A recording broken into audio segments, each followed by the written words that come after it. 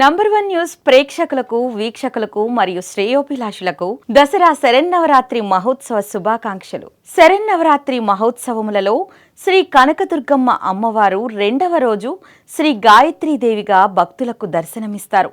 సకల మంత్రాలకి మూలమైన శక్తిగా వేదమాతగా ప్రసిద్ధి పొందిన ముక్త, విద్రుమ, హేమ, నీల, ధవళ వర్ణాలతో ప్రకాశిస్తూ పంచముఖాలతో దర్శనమిచ్చే సంధ్యావందన దేవత గాయత్రీదేవి. ఈ తల్లి శిరస్సుయందు బ్రహ్మ, హృదయమందు విష్ణువు, శిఖయందు రుద్రుడు నివసిస్తుండగా త్రిమూర్త్యాంశగా గాయత్రీదేవి వెలుగొందుతున్నది.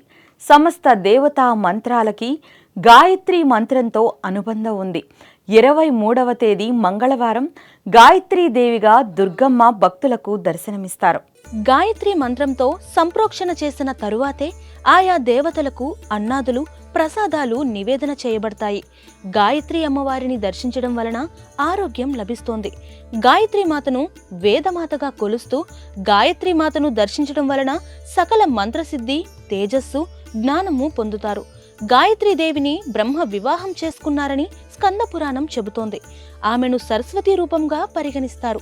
కొన్ని పురాణాల ప్రకారం బ్రహ్మ మొదటి భార్య సావిత్రి కాగా గాయత్రి రెండవ భార్య. బ్రహ్మ వివాహం గురించి తెలిసిన సావిత్రి కోపంతో దేవతలను శపించిందని కథనం ఉంది.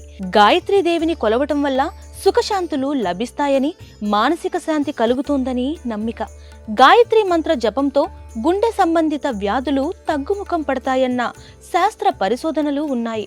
ముక్త, విద్రుమ, హేమ, నీల, ధవలం, సాంఖ్యాయనస గోత్ర గాయత్రీదేవి పిలవంగానే వరాలు ఇచ్చే దేవతగా నమ్ముతారు. మరోసారి నంబర్ 1 న్యూస్ ప్రేక్షకులకు వీక్షకులకు శ్రేయోభిలాషులకు దసరా శరన్నవరాత్రి మహోత్సవ శుభాకాంక్షలు.